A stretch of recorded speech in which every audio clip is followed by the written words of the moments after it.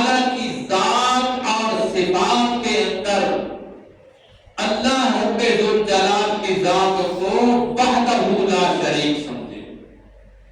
اللہ کی ذات و صفات کے اندر رب کی مخلوقات میں سے کسی مخلوق کو بھی، مقرب سے مقرب مخلوق کو بھی اللہ کریم کی ذات میں بھی شریک نہ سمجھے اور اس کے صفات کے اندر بھی شریک نہ سمجھے.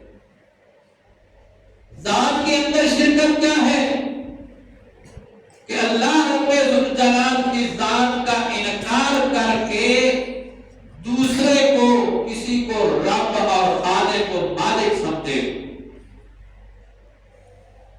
جس طرح ہندو گئے کو معبود سمجھتے ہیں، عیسائیوں نے عیسیٰ علیہ السلام کو عین خدا یا تیسرے خدا سمجھ لیا، یا اپنا مریم کو سمجھ لیا علیہ السلام. یہ شرک اکبر ہے. یہ رب کی ذات کے اندر شریک بنانے والے ہیں. تو رب کی ذات کے اندر بھی کسی دوسری ہستی کو، حتیٰ کہ انبیاء کو بھی، اولیاء کو بھی، شہداء کو بھی شریک نہ کرے. اور صفات کے اندر بھی رب تعالیٰ کو وحدہ لا شریک سمجھے. صفات کیا ہے؟ رب تعالیٰ کی جو صفت ہے علیم بذات الصدور، علام الغیوب ہونا،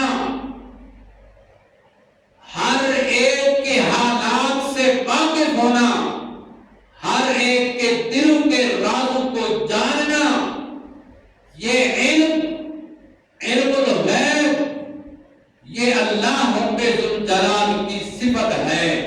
اللہ کریم نے اس صفت کے اندر اپنے 18,000 مخلوقات میں سے کسی مخلوق کو اور کسی مخلوق کے کسی فرد کو اس صفت میں شریک نہیں فرمایا. نہ نبیوں کو، نہ ولیوں کو، نہ شہیدوں کو.